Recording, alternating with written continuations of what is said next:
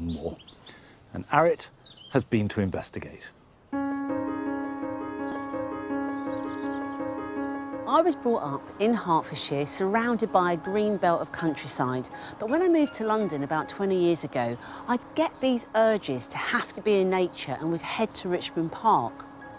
Since then, it has got me thinking that there must be more to being in nature than it just being a nice thing to do. That somewhere in our DNA, we are hardwired to respond to it. American journalist Florence Williams travelled worldwide and gathered scientific evidence which is completely changing the way we think about the impact of nature, green spaces and gardens on us.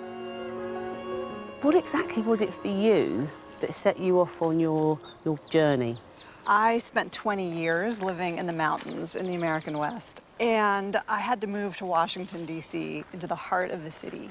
I felt really anxious being in that urban environment. I felt depressed. I wasn't sleeping well.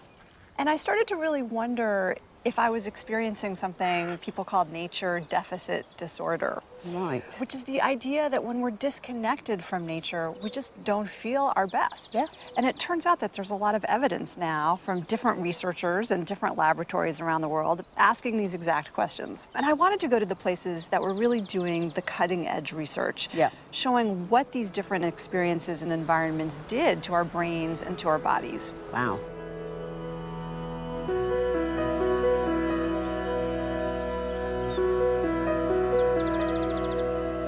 What was it that the scientists were looking for? They were really looking at this concept of biophilia, which is the notion that as humans, we evolved outside in natural landscapes. And so our nervous systems are really built to understand those landscapes. Yeah.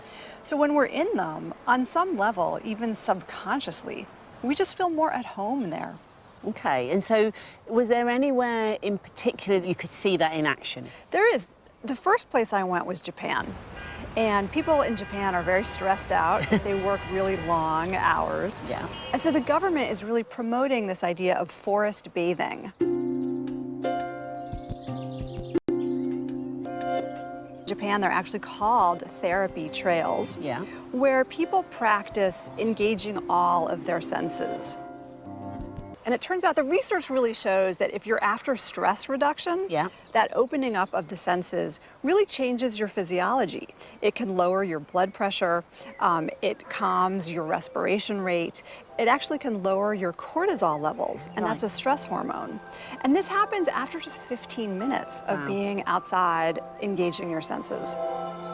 And what this does is it actually gives our thinking brains a little bit of a rest, almost like a muscle that gets overused, right, in modern life when we're in our workplaces all day long and on our devices. And so that when we go back to work after a short break outside, we're actually more productive, we're more creative, we can think more clearly. Are prescribing time outside.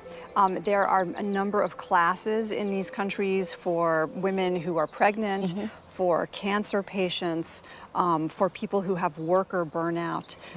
So it's focused sometimes on different groups of people, but anyone can go out and enjoy these healing forests and feel, I think, some of these effects. Yeah. The scientific evidence for the health benefits of nature is there, but how much time in green spaces and in our gardens do we actually need? There's a recent study out of England specifically looking at the question of dose. And they came up with a very specific recommendation after surveying thousands of people.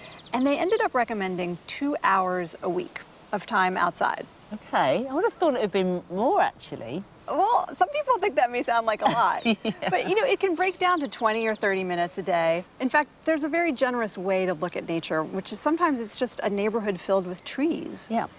Sometimes it's sitting in a beautiful space or a park, or even a courtyard in your workplace, where you can see some trees, maybe see some clouds, feel some natural daylight. So there are lots of different ways to think about nature. It doesn't have to be something pristine and perfect. It's great to know that all of this evidence just backs up what we know anyway, and that is to be outside in nature. No more excuses. Let's go.